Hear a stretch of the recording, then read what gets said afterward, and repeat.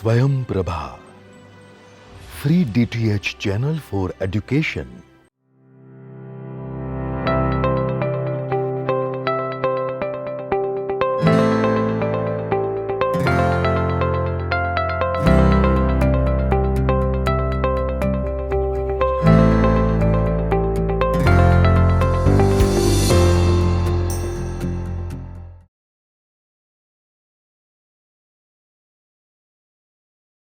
Okay, I'm sharing the screen. I'll switch off my video as well so that I could write. So this is referred to as nuclear magnetic resonance imaging. Let's go through one by one here. So I'm pretty sure you are, some of you could guess why we won't see this nuclear word anymore in MRI. Okay, this to be in this way, I could write it as NMRI, but you won't see these days this word nuclear anymore. Any guess why? Or that we will come a little later perhaps. So what does this word nuclear mean here? Sir, maybe it's like since it's nuclear magnetic, so something to do with the magnetic properties of atoms or their uh, nuclei. yes, that's right. It is something to do with just the nucleus. You would be always dealing with the protons here, which essentially are there in your nucleus. And how many protons should be there for this phenomena to happen? This I'm sure some of you who have at least skimmed through the presentation, the video or my notes should be able to tell how many protons are required for getting this phenomena. Odd Hmm, number. yeah, odd number of protons you require. See, this nuclear comes from, this is the property of a proton which is sitting in the nucleus. So that is from where the nuclear comes. Okay. And then people started interpreting it to some nuclear radiation and other things which you have in other modalities. There is absolutely no radiation here. Okay. And when it comes to MRA, there is absolutely no radiation here. Why is there no radiation? What is the kind of signal used here? Radio waves. Yeah, that's right. Radio waves. So from radio waves, these are low energy waves, right? Had it been some X-rays, gamma rays, you would be having some nuclear radiation effect. But this has nothing to do with the nuclear radiation effect at all. So this is something to do with the nucleus and its properties. So what is that property that's first thing discussed there in the like notes I have given you? The first property that we have is nuclear magnetic resonance. What does this tell you? Nuclear magnetic resonance phenomena. What does this mean? Before that, maybe, so for example, it is not necessary that you use nuclear magnetic resonance for capturing an image. There is something, it started with NMR spectroscopy to begin with. This is where it has its roots. Where, for example, you have a chemical material for which you would like to figure out the properties of it, then you could use this nuclear magnetic resonance phenomena to find out, given a composition, what are the atoms that has, what is the chemical composition of this molecule. To do that, still they use it. This is a very means fundamental thing that the chemistry people require, which is referred to as NMR spectroscopy, which would by based on the analysis of the spectrum that you would be getting by modifying certain things. Okay, from that you would be inferring what are all chemical components are there. And this is again an upgraded version, you could call it imaging, where you would make the resonance, bring resonance and excitation in, you control that to have in certain particular regions, and then figure out or get the image out of it. Okay, that's a very roughly what it means by nuclear magnetic resonance imaging. So now let's come back to the very basic NMR, nuclear magnetic resonance phenomena. For example, when you have odd number of proton, there is always a single one which is free. Okay, it's not yet coupled, so this guy is still free. Okay, so what would happen is, among the properties of a proton, it has a, what are all properties, you could say it has a charge. Okay, and for example, it has a mass, you all know that. Along with it, it also has another property. it spins, right? The proton spins, and that spinning, it spins in its own orientation. When there is no external force operating on it, this would be spinning in its own direction. Okay, and as it is spinning, this would result in angular momentum. To be more precise, you call it as spin angular momentum. And this momentum, pay attention here, this is a vector quantity. This is not a scalar quantity. That momentum is a vector which has, you could say that momentum, it's because it is rotating in a three-dimensional space, you could think of. Okay, so that when you are representing it, you would be representing that as a vector. And this, I don't know how to call this, but I'm calling this as h bar itself, as if I am calling this, this is the commonly people are using it, so I'm still using the same symbol here, h bar times I bar. Again, pay attention here, this I bar is referred to as spin quantum number. So it depends on which is the atom that you are looking at. So again, pay attention here. We are discussing things at atomic level.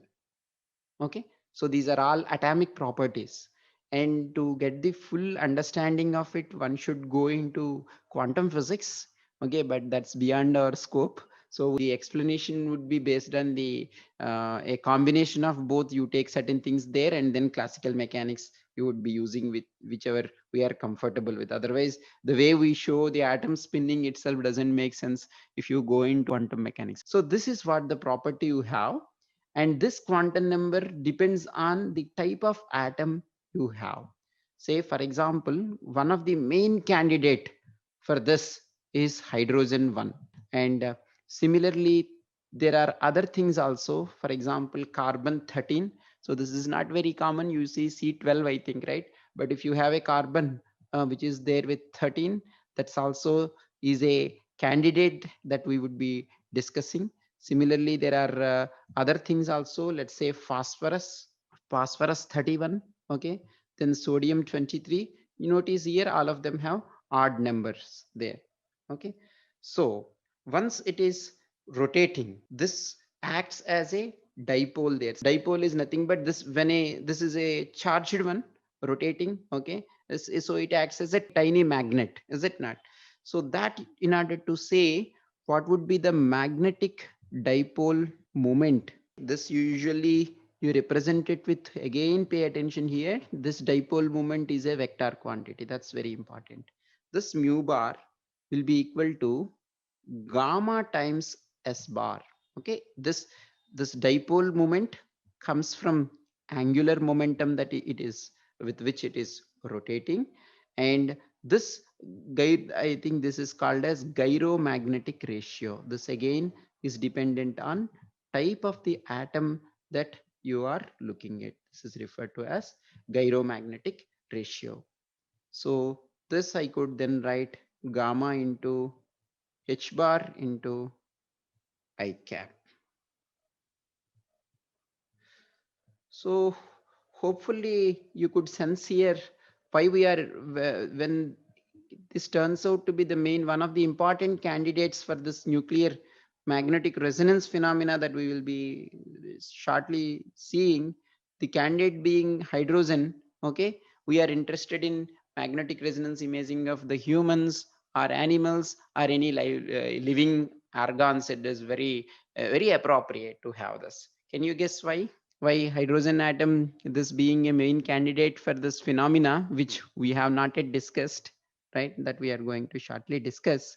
Okay, why we are interested in this phenomena, the main candidate being hydrogen? Is it like we have any hydrogen atoms in our body? Do you think so? Water, H2O. That's right. So 60 to 70% of our body has water, right? So that's H2O is there. So you have billions and billions of hydrogen atoms within our body. Okay, this is the investment, okay, for getting this imaging. So this is something that triggers, or that that plays with this hydrogen atoms, and that's why this is very, so the source that which responds to this MR phenomena is hydrogen largely.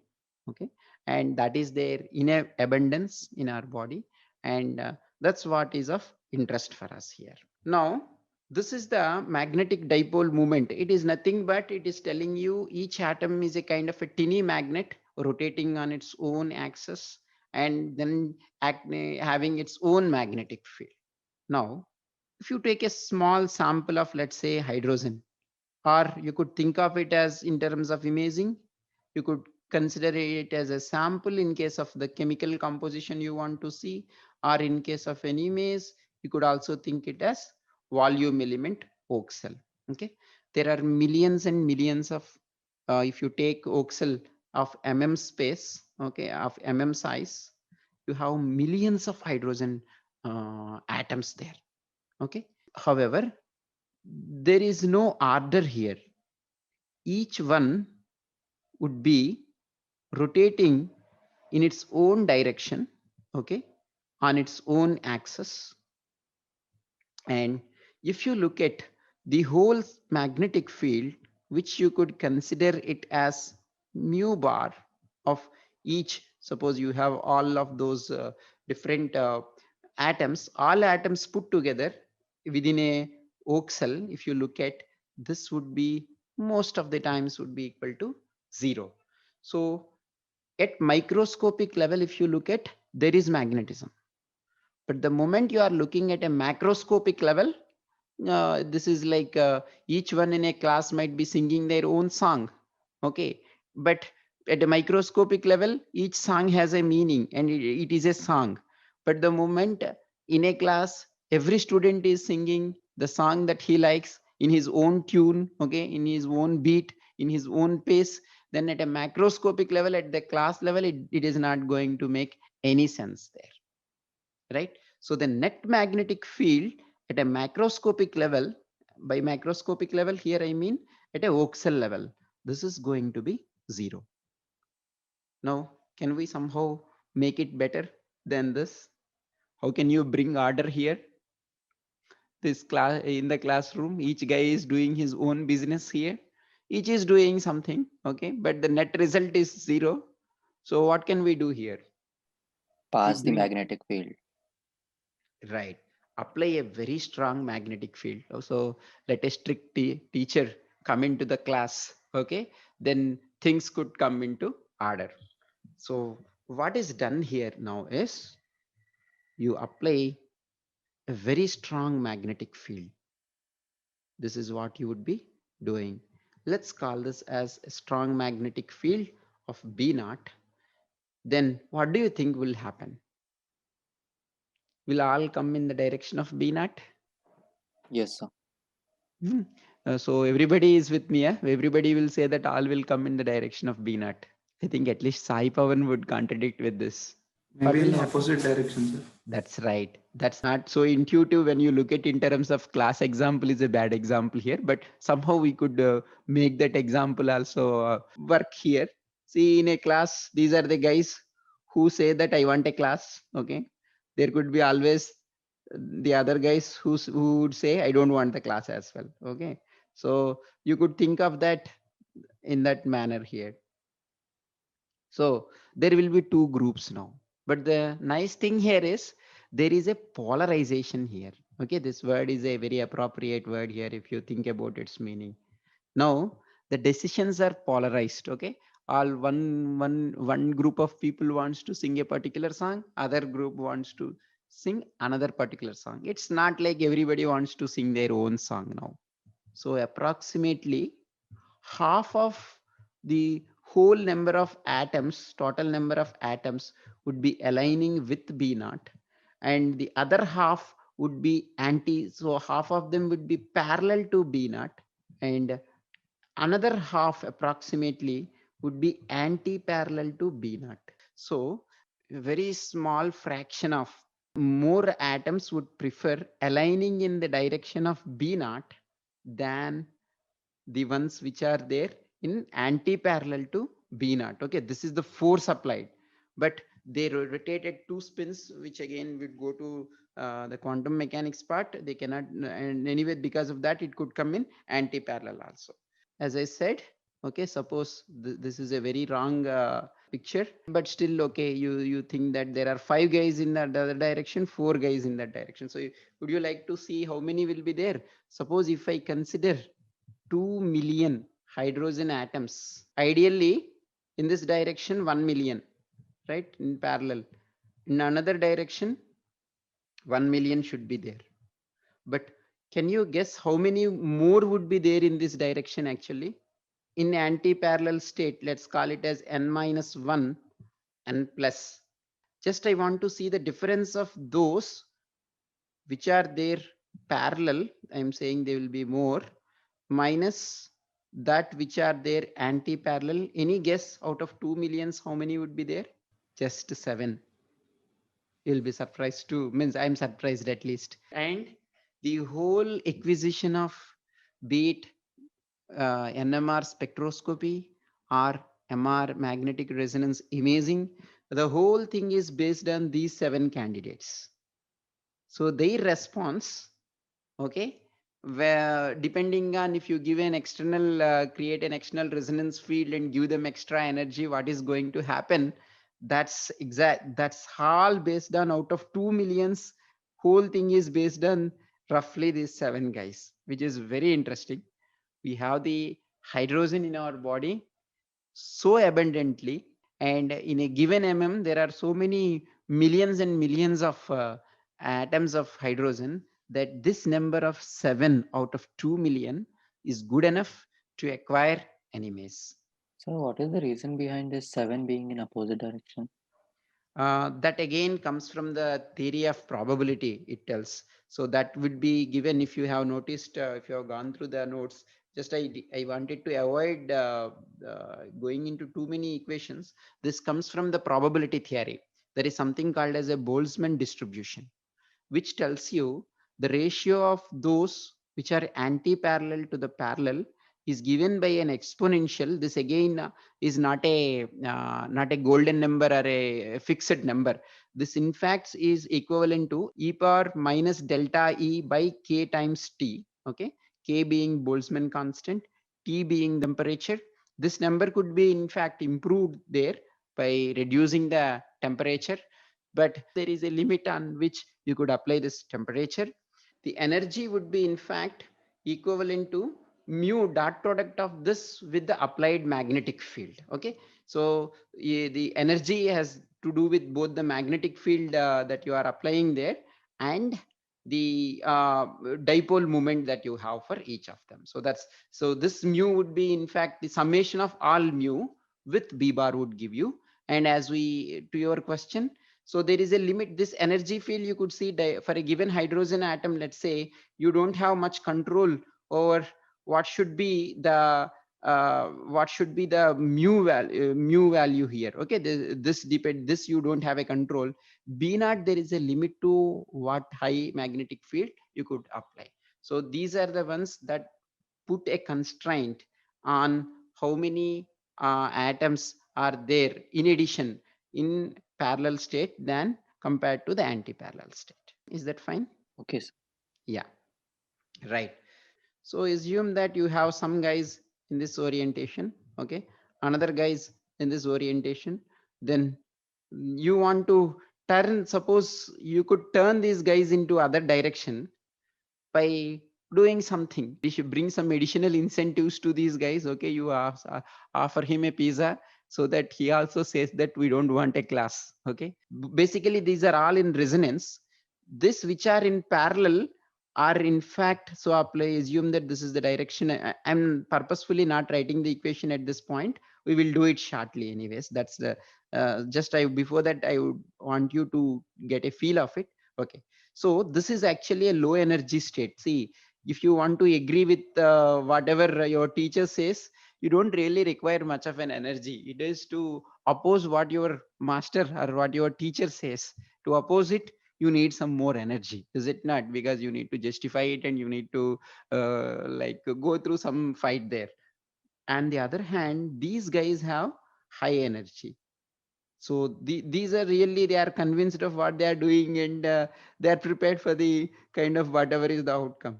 Now, in order to bring them here, you need to give them some energy booster. What do you think is that energy booster that you could give them so that they will switch here? That is to RF pulse, radio frequency signal you give, which is exactly the resonance frequency here, so that all the quantum physics things will come and it will absorb the packets, and then that guy would change the party now. Okay, initially he is with the teacher, now he got the extra energy booster, so now he could say whatever he really wants, not by polarized by what the student, but he's still polarized, but now in the opposite direction. Okay, you got a, you have give him a kick and he just stood up now, but then there you withdraw your RF signal now. Okay, there is no more this RF signal. So then what would happen? This guy would again go back. This is not inherent to him. Okay, he doesn't have the conviction or to stand with his decision. It's just that his fellow friend has pushed him to go against what has been said there and come into his party. But this additional push you have given is a very small thing. Then what would happen?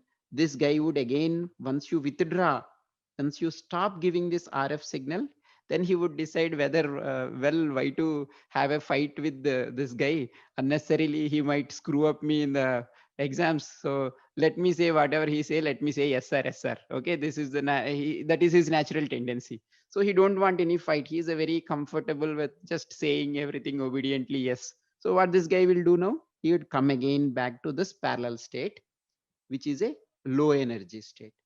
When he comes there, in order to come there, now when he is coming, what could happen now? Can he just come there? So he has to leave some of his energy to come to the state. And that again, that is what signal that you are going to capture there. Okay. So earlier you have RF transmitter, that same energy signal, he would shed it now in order to go into a state which is pretty comfortable in line with what his master says. And then you have an RF receiver where you would be able to sense this signal. Now, the interesting thing again is, not all students, when you give him a kick to your friend, and then not all students would immediately withdraw after you withdraw your external force on him. Each one will have their own character. Some people will hold to their stand in the opposite direction for quite long, and others would immediately, the moment the external force is removed, they immediately will change their party back to a very comfortable state. And it is actually the molecular structure and the nature of the density of atoms that you have in a particular region. Okay, this is just this could be like is more complicated than the way we are discussing it, but I think at least you will get a feel for it. That's fine. So each, for example, you have a bone, for example, in your imaging, you are imaging the head part, the bone, the density is different. Those molecules, to release this energy and go back, the time would be different than, for example, some cerebrospinal fluid is there. That fluid would uh, respond differently. White matter is there, white matter would respond differently. Okay, gray matter is there, gray matter would respond differently to it. And that is how you would know what is the structure, or what is the nature of the molecular structure at a given point at which you are probing. Hope you are able to follow with the kind of arguments we are building up. And by acquiring it at different points of time, you would be able to distinguish then the time it takes to go back to the parallel state, or the other way around. You will be able to figure out what is the nature of elements that are there. Okay, this is almost like, for me, I feel like this is an engineering wonder, this magnetic resonance imaging. So many things at a quantum level, and then making a perfect sense of it, building the whole image of the various structures of the body And of course the chemical compositions of different molecules and all is it looks like we are just scratching on the surface also here. It's even at that level of scratching on the surface itself, it looks like a great engineering wonder. Yeah, any questions so far? You are all with B naught. Parallel to B naught, nobody wants to have a question. At least nobody wants to question the teacher, whatever he says. The beautiful thing that has been done when it came to imaging is you could spatially manipulate the resonant frequencies of the atoms by applying a small additional magnetic field there. So the the energy, this is no more a vector. Okay, energy is a dot product of two vectors, so which is minus mu bar. Okay, this mu you consider as the whole sum of it, I guess. Okay, dot b bar. Now notice here you are applying it in just one direction. Assume this is your z direction. Okay, so then what you have, the minus of the component of this magnetic dipole moment in the z direction multiplied with, you are applying a field of b naught there. Okay, and minus of what is the magnetic dipole moment that we have just now written above, that's equal to, let's say, gamma times angular momentum. Magnetic momentum is angular dependent on the angular momentum, right? Gamma into s bar we have written there. So into the atomic quantum number times b naught you had it. So this would be minus gamma into this s bar is what, sorry, I should have, if I am writing just s bar, this won't be there. And while writing s bar, this would be equal to h bar times, okay, I bar multiplied with b naught. This I could write it as minus gamma. Yeah, let's put it just this way for the time being. And for a hydrogen molecule, this is related to, again comes from quantum physics. If it is for hydrogen, you could have two orientations of plus or minus 1 by 2 in the z direction. Okay, this also we would be, for this we would be taking iz, in fact. Okay, spinning there, this would be equal to plus or minus 1 by 2. So in that case, for a spin, okay, this you refer to as a just a spin. Okay, for one spin you are considering here, this would be equal to minus gamma bar into h cap by 2 into b naught. Since this could have plus or minus, I would write here, because this I could take plus or minus 1 by 2. That's what I'm substituting here. So this is what you have here, which means there could be two states here. Okay, which is, let's say, minus gamma h cap by 2 into b naught. Another is plus gamma by 2 into h bar into b naught. Okay, this is your anti-parallel state, because that requires more energy. This is your parallel state. And see, the energy emitted by it, basically when it is something which is there here in the parallel state, absorbs energy and then jumps here. And then when it cannot hold there anymore, this will emit the energy. Okay, this here emission of energy would happen here, and here absorption would take place here, right? So this barrier, how much energy is required, how do you know now? Delta E will be equal to the difference between these two. What is that? Gamma H times B naught. So half minus half would give you this. That's the energy absorbed or that is emitted. So now let me write this as h by 2 pi. That basically h dash is nothing but h by 2 pi into B naught. Okay, this, let me write it as h times gamma by 2 pi into b naught. That's a very, very important equation. Okay, and you all know equal to h nu, right? So it is with this frequency this is going to resonate. This is called as Larmor frequency. This again whole equations, the contributions of Larmor, it has been interpreted. So this is called as Larmor frequency. F naught equal to gamma by 2 pi into B naught. Okay, this is the Larmor frequency. So accordingly, you need to to get a feel of how those values would be. Just take I just worked out a table here. I just put, means not myself worked out, I have taken it. For example, if you take a hydrogen molecule and you are applying 1 Tesla of field, okay, 1 Tesla of external magnetic field in the Z direction, this would be equal to, for hydrogen, gamma by 2 pi, this is your Larmor frequency, would be equal to 42.5, let's say 42.6 megahertz. For when you are, this is the frequency with which it rotates if you are applying a 1 Tesla field. Okay, suppose if you are applying a 3 Tesla field, what would happen?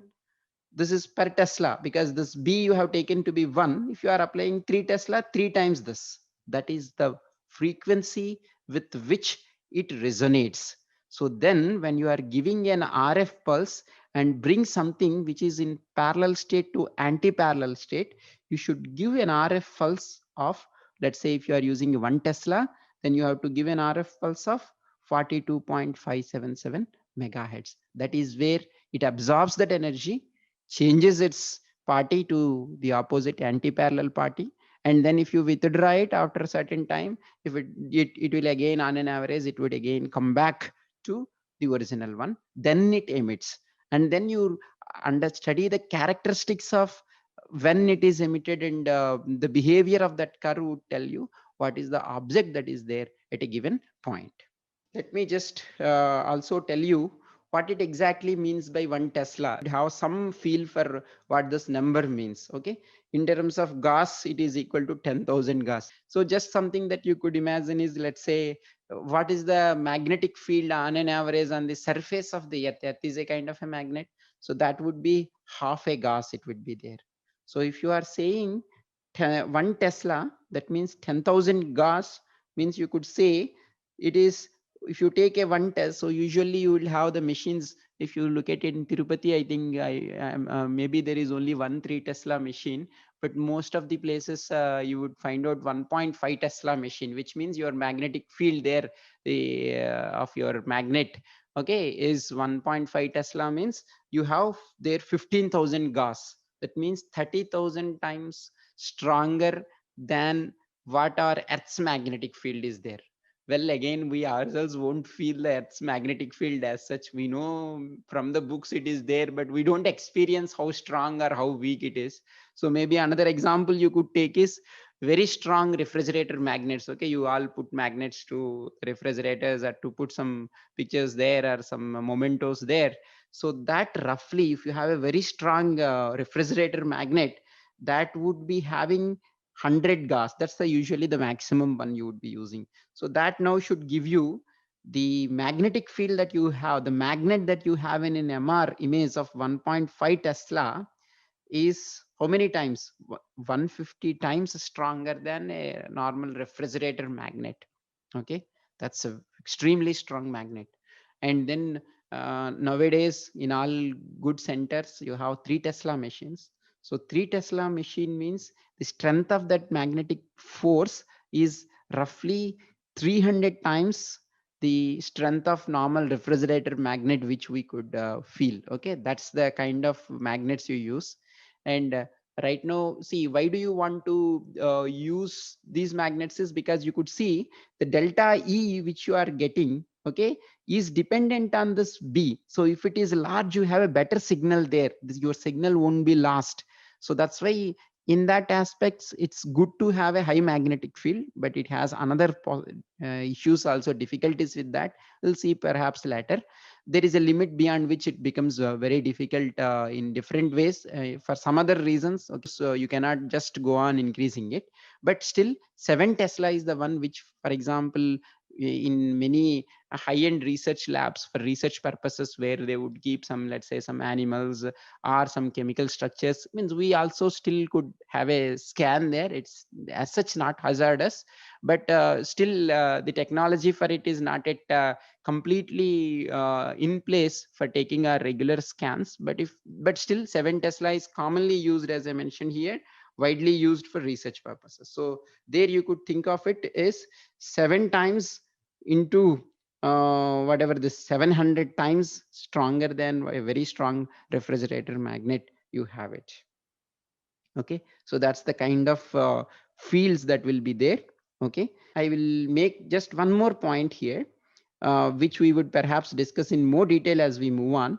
See, you have some in case of chemistry, you just give a sample there and you send these signals here, okay, RF signals, and you figure out, you apply a magnetic field here, you give that, and the whole sample response, and here you the same RF transmitter, now you switch it off and use it as a receiver, now you make it a receiver and you get back the energy signal. Then the response comes from the whole molecules, or sorry, the atoms that are there throughout the sample. But in case of the imaging, we want it from a particular position. Spatial location is important, which is referred to as spatial encoding, is very much important. So for that, in addition to this, a very strong external magnetic field that they apply a small gradient magnetic field. They call it as gradient coils. So there is, which changes the resonant frequency. Now this is something that is going to play with this B naught plus, there is something which varies with XYZ position. Okay, the moment you have it, the resonant frequency is changing. Now here you give an RF pulse. With that, when you give a RF pulse of this resonant frequency, only those in those regions where the resonant frequency is matching, they will only respond to it. Okay, it's like in a class, you suddenly start speaking in Telugu, then only those people, for the question that is asked in Telugu, only those who know Telugu would respond. And suppose suddenly I speak in French, only those who know French would be responding. Same is the case here. You have given a resonant frequency here, only those atoms that have the same resonant frequency would respond and take this energy, go to an anti-parallel state, you withdraw it, then they come back to the parallel state. So then the response you are going to measure, you could control by using a gradient magnetic field. Okay, so by this time, at the end of all this discussion, I hope this point is clear to you, that what are the major components of an MRI scanner is a high magnetic field. Okay, a high strength magnet is one thing, because this is what polarizes your signal, right, and makes it to rotate at a resonant frequency. This is that which you are applying in, let's say, in one direction of Z naught. Then you have gradient coils, which would help you in spatial encoding, so that you have different resonance frequencies at different spatial locations, and then RF transmitter or receiver. You transmit it first and then use the same thing as receiver. Clear so far? Any questions so far? So the question is, why do you need a RF receiver? See, how do you know a particular which particular object it is there? Things have moved from parallel state to anti-parallel state, right? And then you stopped applying RF frequency, they came back. How do you know how many have come back? And what is the characteristic of that? You will know only how much time it took. Again, I'm talking in terms of very approximate terms. So how much time it took to come to its original position. Okay, you would know only by measuring the energy that it is coming out. So based on that, and at a given also time also plays a vital role, at what time. Okay, this is called as a relaxation time, and exit TE and TR are there. Based on that, different modalities also you would get. You need to measure that. Otherwise, see, it's like you have given a signal, certain things have changed the party, but how many changed party you would know only when you receive, when they come back. Okay, you, there is, unless you measure something, you will get nothing, right? That's only, it is the receiver from which based on which you are constructing the image. Okay, sir. Sir, Yes. sir, how do we actually image it from this RF signal? So basically, how do you correlate this RF signal to the image? That's your Yes, question, sir. right? Yeah, that's again, we will go through it in the upcoming classes. This class, I just want you to get a feel of what exactly is this nuclear magnetic resonance imaging. So simply said, as I said, you could control what is the from which spatial location you want the response, that you can control, right, using the gradient pulse. And then you apply an RF pulse. Now this would excite some of them to come into an anti-parallel state. You withdraw that pulse, these and then they would be shedding their anti-parallelism, and they become parallel to the applied magnetic field. They are now emitting the pulse there, or energy there in terms of the pulse. You measure it, and some now you need to figure out how this is related. So basically that's where this would be, in fact, you would realize there, based on the equations and the way you are going to acquire it, that's this acquisition happens in the Fourier domain. That we will see in the coming classes. So because anyway it's all hydrogen, right? Because or Right. more the most primary element under study is hydrogen only. Correct. Correct. So how do we distinguish with the frequencies that we have uh, for? no, can you be more So specific what about I that? was saying is like what I think is the RF frequency for hydrogen and different elements will be different. No, no, no, no, no, no. That's not fully correct. See, if you had noticed, this has something to do with your applied magnetic field. Look at the Larmor's frequency. Let me share it again. So look at here. This is your Larmor frequency would be equal to gamma by 2 pi into B. Okay. So this is for hydrogen. Everywhere assume that we are looking at hydrogen only. Now, using a gradient magnetic field on top of this B, you are going to modify this, and that component you will take something that varies with x, y as well as z. So now only those hydrogen molecules which are having this particular resonant frequency, okay, there is something you are transmitting the resonant frequency. This transmission will depend on at which location you want the response from. You know, for that location you are applying, you have a control over the gradient that you are applying there. With that you will control from where you would like to see a response, and only that RF frequency. See, in your benches, I know first bench people are all speaking Hindi, second bench Marathi, third bench Gujarati. So now if I want people who are speaking Gujarati to respond, I will talk in Gujarati. Okay, I will put a question there and I get a response from them alone. Then similarly, you are now controlling the frequencies, the resonant frequencies you are controlling based on the spatial locations, because this resonant frequency is not just one fixed number. This is something depending on the magnetic field that you are applying there, which you are controlling over the entire structure or a sample. Is that making sense? Yes, sir. Good. Now with this background, those of you who have already gone through the video also now go through it. It makes a better sense hopefully now.